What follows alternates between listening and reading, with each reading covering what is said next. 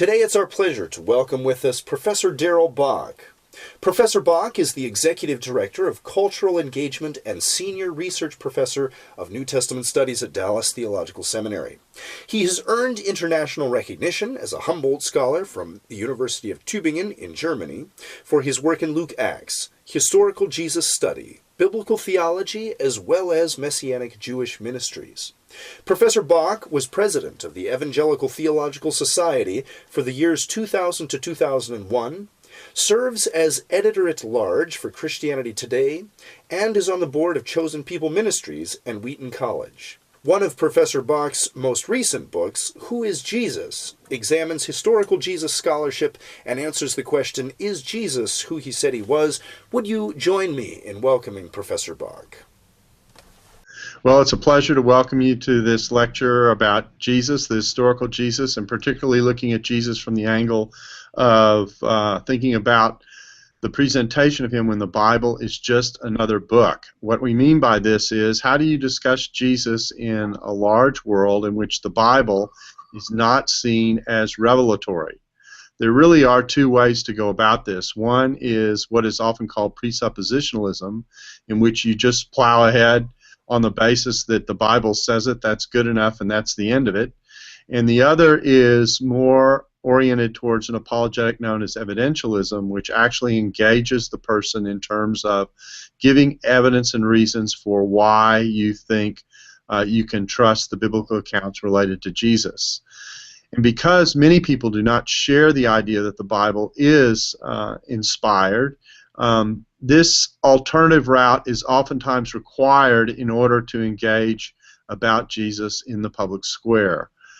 When the Bible doesn't operate as a warrant, as being a special book, but just as any book, then knowing how to make an appeal historically to Jesus is an important part of the discussion in thinking about him. So we're going to go through some background related to how the Gospels came together, and then we're going to take a look at those things that influence how Jesus is presented. So that's how we plan to proceed. So with that, the first slide can come up, entitled Getting to the Gospels, Orality, Memory, and Community. And if we go there, you will see that the first point that I want to make is that the ancient culture of Jesus was more an oral culture than a written culture. In other words, it didn't major in the presentation of books. It passed on information by word of mouth and by what we would refer to as tradition. This would be oral tradition being passed on from the eyewitnesses who experienced Jesus over to the community and circulated through the communities in the form of tradition that was passed on and received.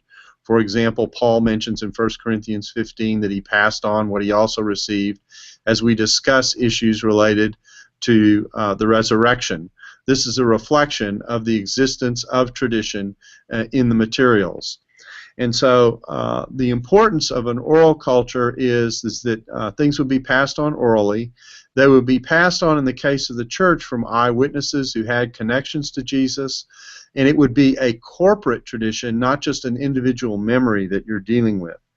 The corporate memory of the community would get Jesus right. My supposition here is that a group of disciples who spent 3 years with Jesus, hanging out with him, hearing wherever he spoke, sawing whatever he did, would basically get the core message of who Jesus was right. They would be able to distinguish, did he just present himself as a prophet? Did he present himself as Son of Man? Did he present himself as Messiah? Did he present himself as Son of God? And did he do things to show that he was Son of God? The fact that we have multiple witnesses feeding into this tradition would suggest that the roots of the tradition would know what Jesus was about, because the tradition's roots would come from people who spent a lot of time with him in ministry and heard him teach again and again and again and again. Another point to make is that this tradition is very, very conservative. Even though it has variation, this is important because when we look at the Gospels and we get the presentation of Jesus, even the same events, we get different details in parallel accounts. And so the question is, which account can we trust?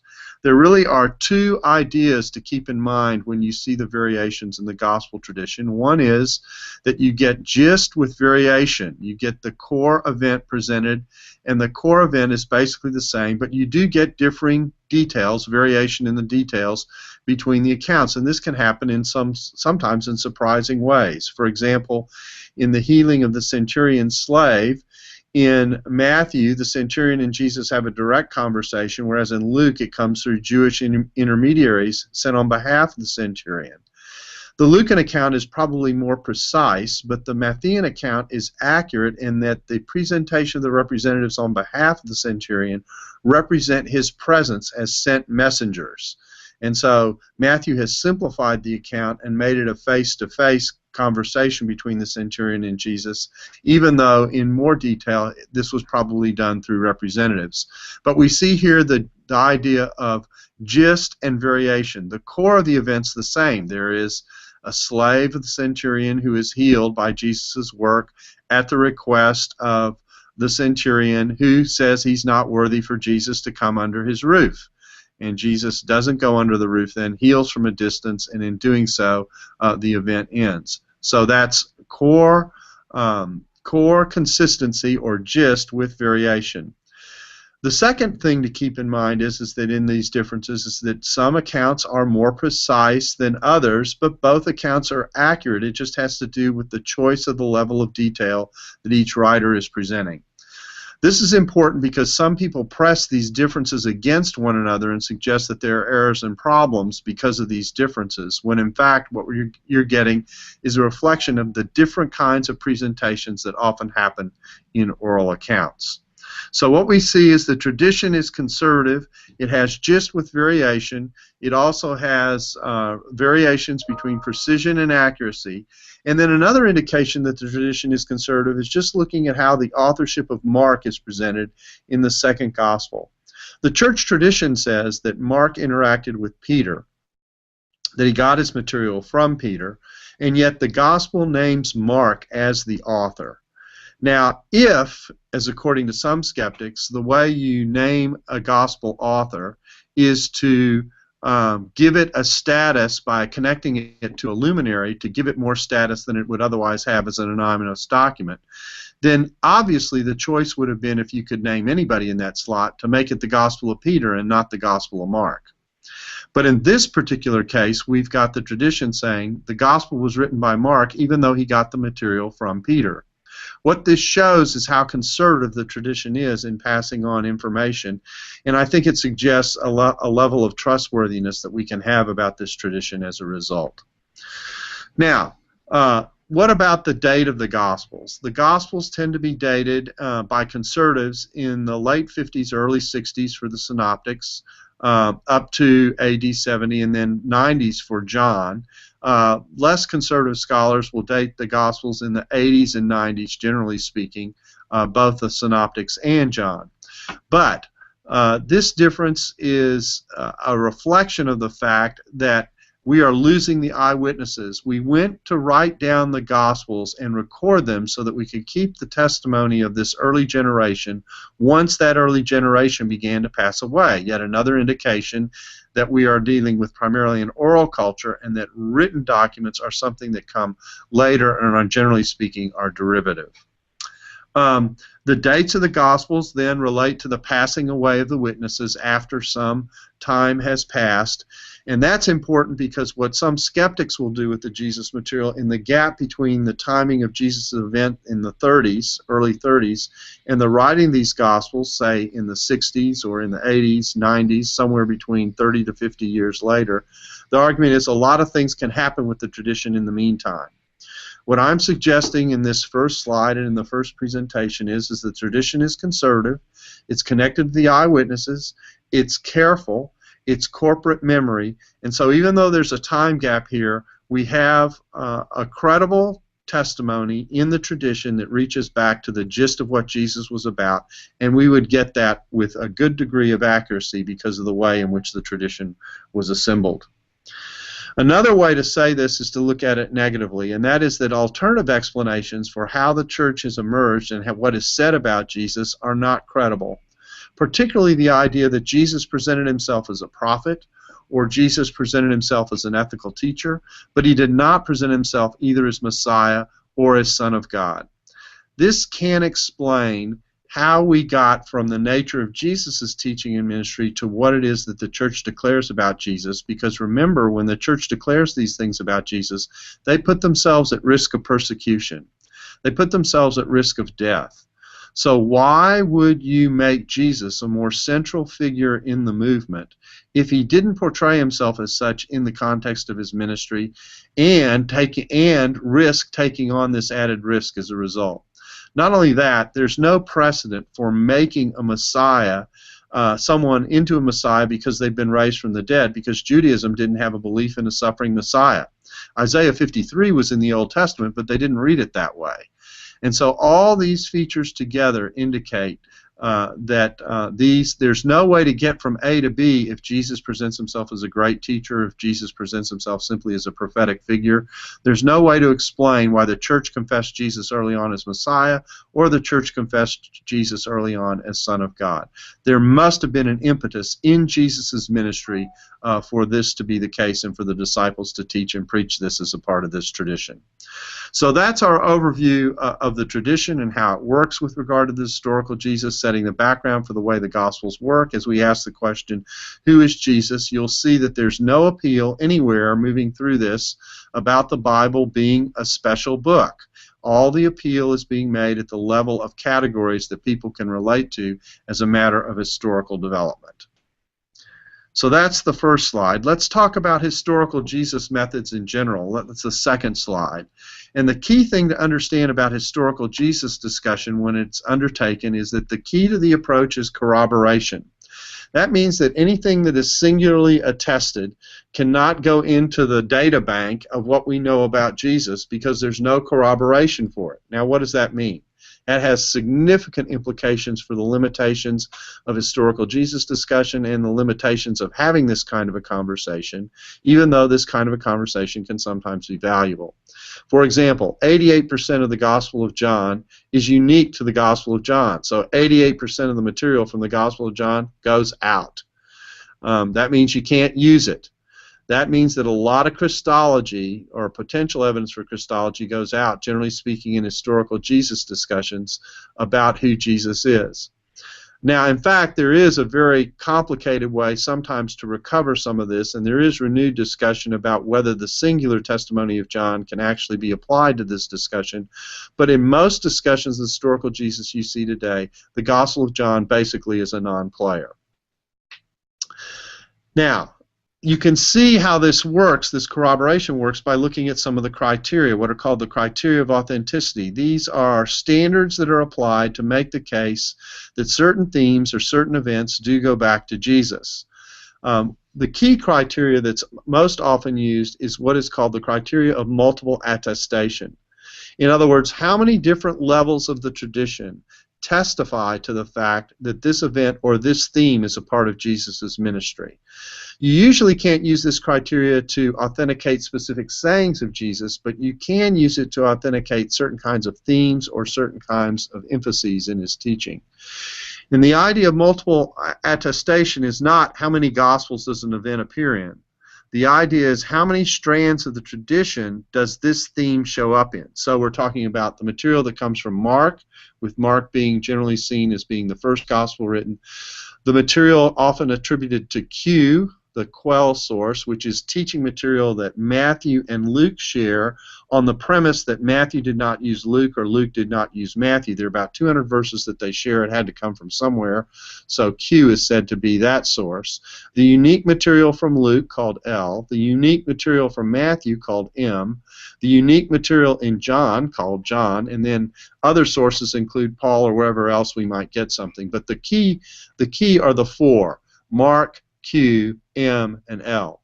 The more widely distributed an event or a theme is, Jesus performed miracles, Son of Man, that kind of thing, the more likely to suggest that there's an association of Jesus with these kinds of phenomena and these kinds of teaching. That's the idea of the criteria of multiple attestation, and you can see how corroboration is at the core of what is being said here with regard to this kind of material. The multiple witnesses corroborate this theme in Jesus' ministry. Another example is what's called, of a different sort, is called the criterion of embarrassment. It's the idea that the early church would never make this up, that they would never create this kind of a story. For example, would the early church make up a figure like Judas, that one of the 12 from within the circle whom Jesus chose would betray him? Would the early church make up the idea that Jesus got baptized in a baptism by John the Baptist for forgiveness of sins when he himself was sinless? Would the early church make up the idea that women were the first witnesses at the empty tomb, when in the culture women don't count as witnesses? These are things that are said to meet the criterion of embarrassment and suggest, at least, or point to the plausibility of the authenticity of these kinds of events. Now, these criteria are not perfect. They are just ways of launching into a discussion of making the case for something being historical in the gospel material. And they do have severe limits. And the failure to meet a criteria doesn't necessarily mean something is inauthentic, although some people will use it that way. It just simply means the standard of arguing for authenticity hasn't been met. It's a high bar that you get over. It's like in the court of law when you say you're going to convict someone by a reasonable doubt or by the preponderance of the evidence. The failure to show that doesn't mean that the thing really didn't happen. It just shows you can't corroborate that it happened. Thus, the standard of corroboration in the historical Jesus discussion drives how the discussion works. In other words, what we're talking about here is the working out of probabilities and plausibilities in discussing what's going on with Jesus.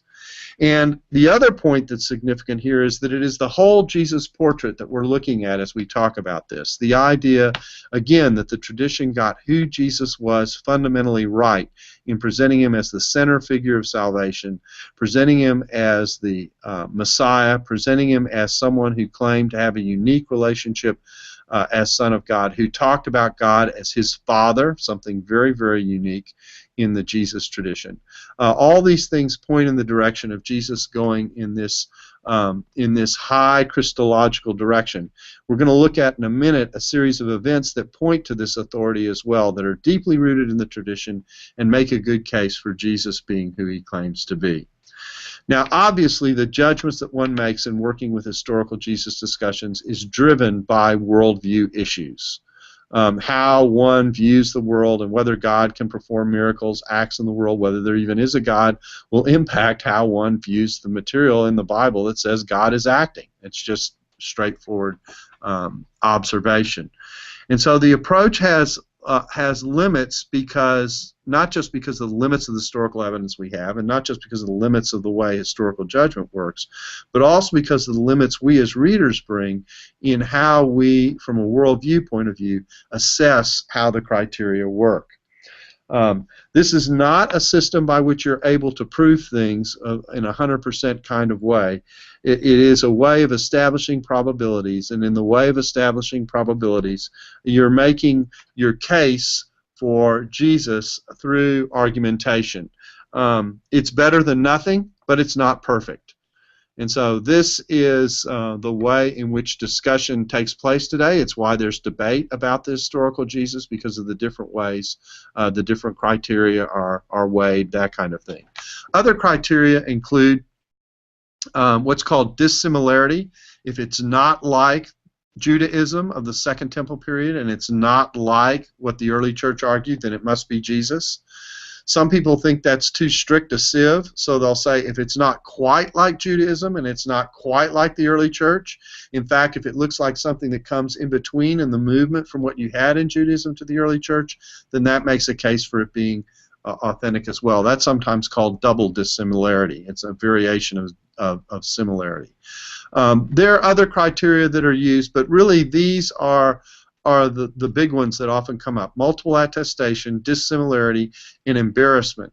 Another one that I like to use is what's called inherent ambiguity. That is, if something is stated Christologically subtly as opposed to being explicit, that makes it more likely to go back to Jesus. The reason being that if this were created by the early church, you would think the Christology would be explicit rather than having to be teased out. So that's another kind of standard that can be used in these kinds of discussions. So all this serves as background to getting to the question, who is Jesus? Background in discussing this topic with people who may or may not accept the Bible, in fact, don't accept the Bible as an inspired book. Let's go to the next slide now, and let's talk about what we actually have in the Gospels. The next two slides, the last two slides, are going to deal with this topic. In understanding the Gospels, it really is important to understand that three of the Gospels tell the story of Jesus in one way, and one of them tells it uniquely. The Synoptics, Matthew, Mark, and Luke, tell the story of Jesus from the earth up, by which I mean you watch it dawn on people who Jesus is, and eventually you come to understand all that he is as you work through the narrative. Whereas in John, it's heaven down from the very first verse. In the beginning was the Word, and the Word was with God, and the Word was God. This is CNN. You know, right from the very first verse, you know what you're dealing with. The Word became flesh in verse 14. So we know that we're dealing with a sent figure from heaven from the very beginning in John. That different way of telling the story is important because all people who experience Jesus from the earth up. No one is born with the inherent understanding that he's the second person of the ontological Trinity. Someone sits down and explains that to them over time. They come to Jesus from the earth up. And I think it's interesting that three of the Gospels in the Bible tell the story from the earth up. Only one tells it from heaven down. The reason that's important is because the church tends to want to tell the story of Jesus from heaven down. They like John's way of telling the story, and we've forgotten how to tell the story from the earth up. And yet that's the most common way people encounter Jesus. So the church needs to recover the ability to tell the story of who Jesus is from the earth up. So we're going to look at that and how to do that in just a second. Obviously, there are worldview issues in understanding all the activity that Jesus is claimed to partake on behalf of God in the Gospels. Can God work in his creation is the core answer. If someone answers that question no, then they're going to engage in alternative explanations, naturalistic explanations for what we see in the Bible. And a lot of the skepticism that we see about the Bible comes at the Bible from this angle. The assumption is some type of naturalistic worldview, miracles don't happen, God doesn't work in the world, revelation doesn't take place. And so we begin to explain sociologically, anthropologically, and historically how the early Christian movement could emerge without the presence of God's activity. That's where a lot of skepticism is present. And so a lot of the doubt that we see about Scripture oftentimes comes from people whose worldview will not allow them to accept the core testimony of what the Gospels claim, that God was at work through Jesus Christ. Now, it is true that some skepticism does play off the differences in the Gospels and says these things can't be side by side, they can't work. But when you're meeting someone who comes from that angle, you're having a different kind of discussion because at least they're open to the possibility of God's activity, and you can begin to discuss with them what the possibilities are and what the nature of the differences are that they see and that kind of thing, with the possibility that God may be at work. I say this just simply to make the point that it really is important to be able to present Jesus kind of from the earth up, not to simply assume that he is the God-man, but how does he show his uniqueness in his character? And for this we go to the last slide. The last slide deals with several passages that point to not only how did Jesus get to the cross and what got him into trouble, but the claims of authority that got him into trouble. In other words, if you understand what it is that the cross is, that when Jesus hung on the cross, the sign over his head said, Jesus, King of the Jews. He was crucified technically in Roman world for sedition, for claiming to be a king that Rome didn't appoint. Rome liked to appoint those who ruled in her empire, and when they didn't, they enforced law and order. You believe in our law, or we'll put you in order. And one of the ways of putting you in order was to crucify those who were viewed as rebelling or engaging in self-appointment to authority that Rome wasn't responsible for. That's what Jesus was crucified for. That's what crucifixion was for. Now, the fact that Jesus was crucified is wonderfully well attested. Not only is it attested in the Gospels, but it's attested in a segment, in a fragment from Josephus in his Antiquities, book 18, 63 and 64, that says that Jesus was crucified under Pontius Pilate at the behest of the Jewish leaders. That's exactly what the Gospels show as well. It's also attested in Tacitus, an early 2nd century Roman historian, in a work called Annals, 1544, which also says that Jesus was crucified under Pontius Pilate. So if a skeptic were to raise the question, how do we have evidence that Jesus even existed and that he was crucified, and can you show that from outside biblical sources and Christian sources, the answer to that is yes. Just ask Josephus, just ask Tacitus. They'll tell you Jesus was crucified.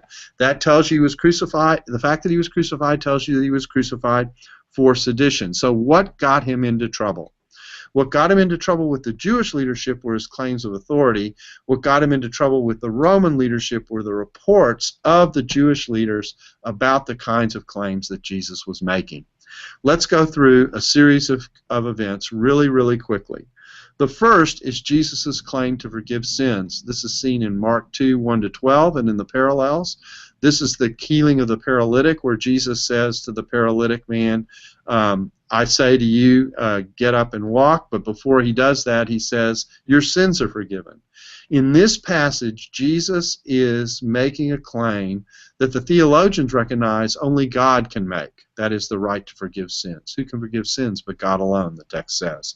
And the theologians in this text have the text right. So Jesus says, in order that you might know that the Son of Man has authority on earth to forgive sins, I say to you, get up and walk. And what Jesus is saying is, I'm going to show you something that you cannot see, forgiveness of sins, by something you can see, healing a paralytic and making him walk. And when he gets up and walks, his walk talks and says, the Son of Man has authority on earth to forgive sins. The Son of Man has authority on earth to forgive sins. The title Son of Man is important. It's Jesus' favorite way of referring to himself. It is unique in the New Testament in that it's Jesus' self-referral, and it's only on the lips of Jesus in the Gospels. He is the only one who uses the title, and he uses it of himself. It is dissimilar to Judaism in the way Jesus applies it, and it's also dissimilar to the early church in the way that it is used and applied. It's also multiply attested. It's at every layer of the tradition. So all of this points to some kind of an event that has this kind of authority that began to irritate the leadership because Jesus was claiming authority to do something only God could do. The second event that shows Jesus' authority is the way he messed with the Sabbath. The Sabbath was a very important sacred day. It was laid out in the Ten Commandments. It was seen as reflecting God's resting in the creation. There was a command to rest on the Sabbath, and how Jesus handled the rest showed that he had authority over the Sabbath. Now, who has authority over the Sabbath and the sacred day of the week except for God who commanded it? And so we get a presentation of Jesus' authority here. What I'm saying is that the way in which the Gospels present Jesus' authority from the earth up has Jesus show who he is rather than talk about in sayings who he is. We as Westerners like to have Jesus say it, but the Gospels, at least the Synoptic Gospels, have Jesus do it, and that's how we see who Jesus is. So we have Jesus messing with the Sabbath. When his disciples pluck grain on the Sabbath, or when he heals on the Sabbath, he's showing his authority over the Sabbath. In fact, he says, the Son of Man is Lord of the Sabbath. Who's in charge of the sacred holy day that God has commanded, except for God himself and the one whom God has commissioned to act on his behalf, the Son of Man?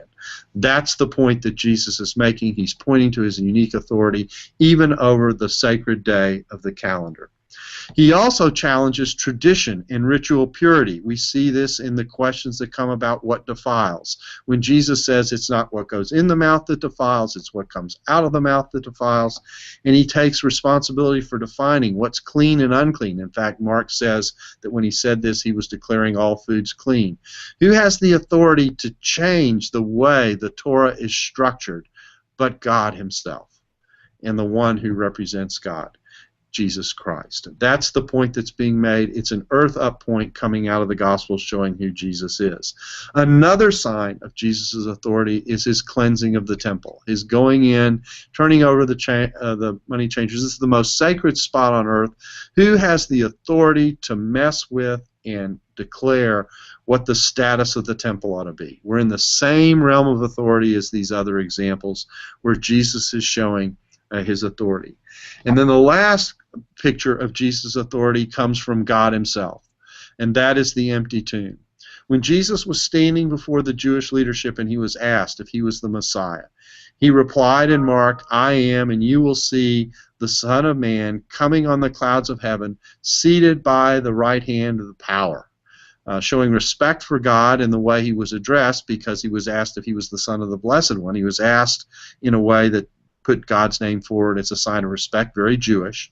And he replies with respect, but at the same time says, "You will see the Son of Man at the right hand of God." What Jesus is saying in this scene is, you may crucify me, you may put me to death, but God's going to vindicate me, and one day I'm going to come back as your judge. Now think about that. That's a claim to be able to sit with God in heaven. Thinking in terms of Judaism and its monotheism, who gets to share God's presence and God's glory? Who can park with God in heaven and sit with him and share his rule? Who has the right to do that? Every week in the synagogue they said, "Hear, O Israel, the Lord your God is one," the Shema from Deuteronomy 6:4. So the point that we're making here is that Jesus is claiming that the empty tomb is God's vote in the dispute about who Jesus is. Is he blaspheming, as the Jewish leadership claims, which will cause them to take him to Pilate and have Pilate put him to death for sedition? Or is his claims to exaltation correct and appropriate and on the mark? The empty tomb is God's vote for exaltation. The empty tomb is for Jesus' claims. The empty tomb is for showing who Jesus really is. Now, everything that we've done in our lecture today has been designed to show how you can make the case for Jesus by putting together logical, plausible, historical kinds of arguments from the sources, thinking through how they're rooted in the tradition and in terms of what the sources show at a variety of levels. The forgiving of sins, the messing with the Sabbath, these texts are deeply rooted in the biblical materials and can be shown to be historical using the criteria of authenticity. I'll refer you to a book that I edited that was put together by 12 evangelicals, well, by many evangelical scholars, not just 12 evangelical scholars, but we went through 12 events that we argued for their core historicity on the basis of historical critical criteria. This is called Key Events in the Life of the Historical Jesus. And we made specific reference to the Sabbath controversies. We made specific reference to the cleansing of the temple. We made specific reference to Jesus' testimony before the Jewish leadership. We made specific reference to the evidence for the resurrection. Some of the events that I've included in the lecture are not included in that book, but most of them are. And what we're suggesting here is there's a way to show who Jesus is and a way to present who Jesus is, even for those who regard the Bible as just another book. And in doing so, I think we can make a case alongside the claims of divine revelation that show that God has left footprints in the sand for what it is that he has done. God has left footprints in the sand for what it is he has revealed Jesus to be. And there are good reasons to come alongside the claims of divine inspiration to show that we can trust the Gospels and we can trust who Jesus is.